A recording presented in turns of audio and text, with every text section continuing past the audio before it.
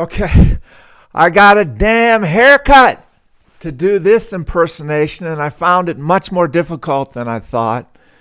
And many people have parodied Kim Jung-un better than I could ever hope to do. But one thing I have done is a lot of reflection. I was born in 1960. So, I went through the assassination of JFK. That's my first adult memory. I was 2.5 years old, closer to 2 years old. And the neighbor lady, Eleanor Ritz, came screaming into the house, "They've killed the president. They've shot the president." I didn't know what it meant at that time, but I still remember it now. JFK was a great man. He was just horrible at invading Cuba, the Bay of Pigs. And they trained Cuban nationals, and they couldn't even get the launch sites into Cuba right. The CIA was so incompetent that they were landing in swamps, and the soldiers, the Cuban nationals, couldn't even get out of the launch vehicle to fight. What did JFK do? He immediately claimed responsibility for this debacle. He said it was bad, it was wrong, and in effect, "I'm sorry." And we've left Cuba alone for 60 years, 50 years, 50 years. Secondly, I lived throughout the entirety of the Vietnam War. And at that time, I was worried about my brother who missed the draft by 2 or 3 years. That was my main concern, as a 10-year-old. And Vietnam War was like World War I, was the war that would end all wars. Now, World War I was a justified war. Many scholars agree, and they could do a far more job explaining it than I could. World War II was another justice. We had to stop Hitler, period. Vietnam War was an ideological war, and that's one reason you never go to war. And I thought, never, ever, ever, ever, ever in my fucking lifetime would there be another Vietnam. GW, the little one, as Saddam was called Saddam by Herbert Walker Bush. It's a circus from the start. So he himself doesn't show up to his Texas Air National Guard post, which got him out of Vietnam War. Although the records were mysteriously disappeared, he claims he showed up. Self-admitted alcoholic and cocaine admitter by denying. So this guy, if he went to Vietnam War, Iraq never happens. I honestly believe that. He's got Rumsfeld as his Secretary of Defense. He's got Karl Rove as an advisor. He's got Dick Cheney as the vice president. And at first I thought, well, this man is surrounded by smart people, and I couldn't have been wrong. I've never been to combat. Combat has never called on me. And none of these men, Rumsfeld, Cheney, Rove, or Bush, have ever been to combat. And when Bush entered the White House, Bush W. entered the White House, he said, quote, "I'm a badass from Texas. Let's go kick some ass."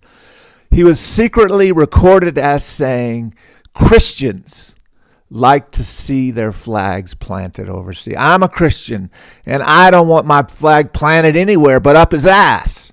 And what happened was the evangelicals were coerced into believing that this guy had any understanding of the New Testament teachings of Jesus at all. So, without understanding, he grieved more for his fucking dog, Barney, and the recent one, Weezer, or whatever the hell his name was, than 1 million Iraqis and 8,000 or 9,000 American and British troops. That's sad. That's sad. He's a sociopath. And he had contact, I believe, and some records indicate, every day with his father, addressing him on what to do in Iraq. Bush, with the United Nations Security Council, agreeing almost across the board, except Russia and fucking France and North Korea, formed a council in Desert Storm. I remember sitting in front of the television watching this unfold and thinking, yeah, they've got to get them out of Kuwait. Saudi Arabia is next, and Saudi Arabia is our pawn with the dictators just as evil as Iraqis dictators, just as evil as Kim Jung-un.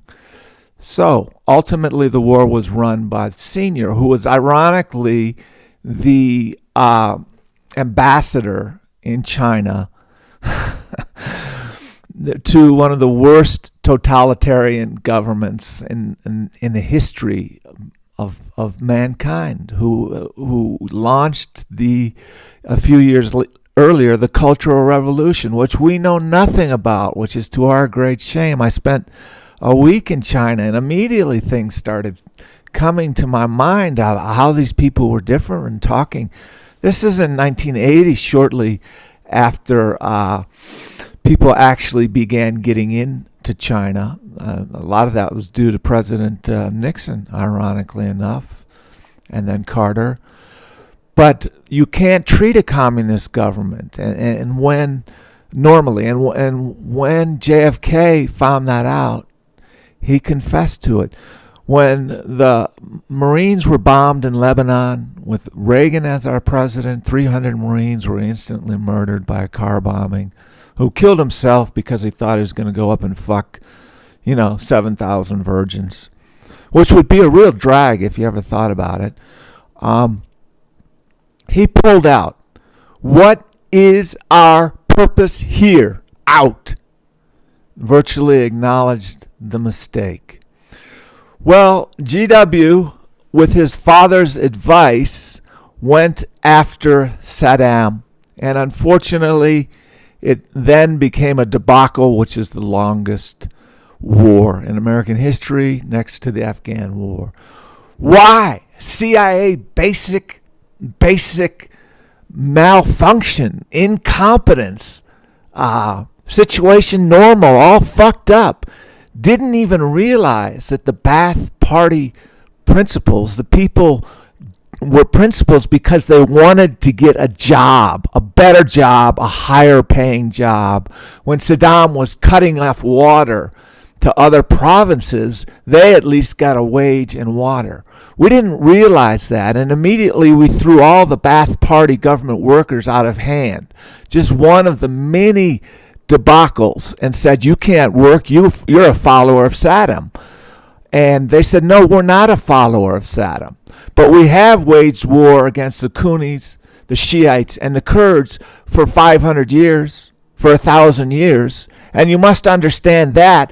That's why we don't open to your life, liberty, pursuit of happiness after a shock and awe explosions, because we've been fucking life, liberty, and pursuit of happiness to our own people for all these decades. Another unimaginable CIA debacle. And the list goes on. And unfortunately, 1 million Iraqis were killed. And people don't know Halliburton is still there. And they're approaching 2,000 people. This is how much the Iraqis hate being invaded. They have killed approximately 2,000 Halliburton workers getting combat pay, who are willing to risk their lives to get money in a shit economy that's a shit economy because of spending $3 trillion on destroying Saddam Hussein. Bring the Navy SEALs in. Do what they did to bin Laden. Let them find the dead body of bin Laden in Pakistan.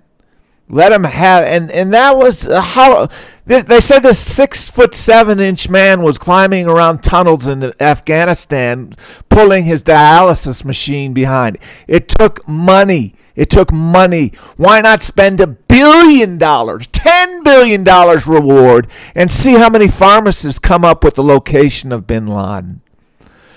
So the problem is endemic. It's human nature and human greed that power corrupts. I think George W. is a sociopath.